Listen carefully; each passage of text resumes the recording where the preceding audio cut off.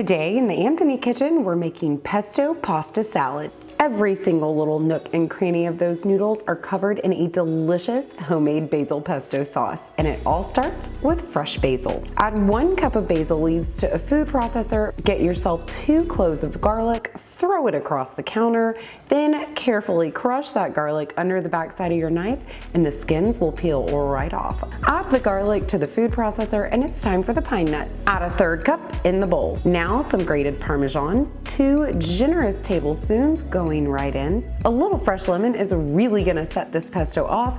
Cut it in half and squeeze it right in there. Add about a 1/4 teaspoon of kosher salt and a pinch of black pepper.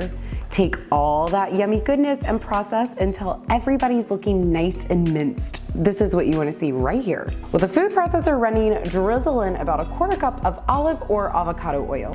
Just let it whir until everything's looking nice and creamy, and then you can treat yourself to a nice little taste test. Next, you'll need 2 pots of boiling water going on the stovetop. To the big one, pour in a little salt, followed by 8 ounces of farfalle bow tie noodles.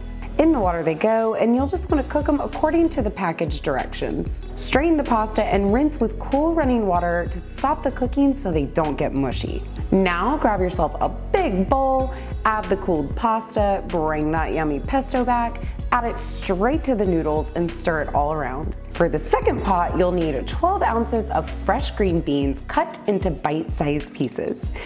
Take your cut up green beans and boil them for about 6 minutes. Remove them from the heat, top them off with some ice and some cool water. This little trick will help them to stay a nice pretty green in your pasta salad. Add them to the pesto noodles and stir. Now you're gonna slice into about 1½ cup of grated tomatoes, squeezing out those seeds as you go so they don't water down your sauce. Add the tomatoes to the pasta and stir. Now for my favorite, some fresh mozzarella. You'll need about 8 ounces. Stir it in and top off the dish with a little extra Parmesan, an extra pinch of salt and pepper, and stir one more time.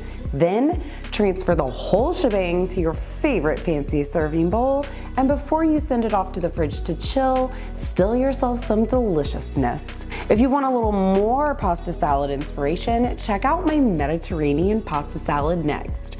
It's just like a Greek salad, only mix the lettuce and sub in pasta.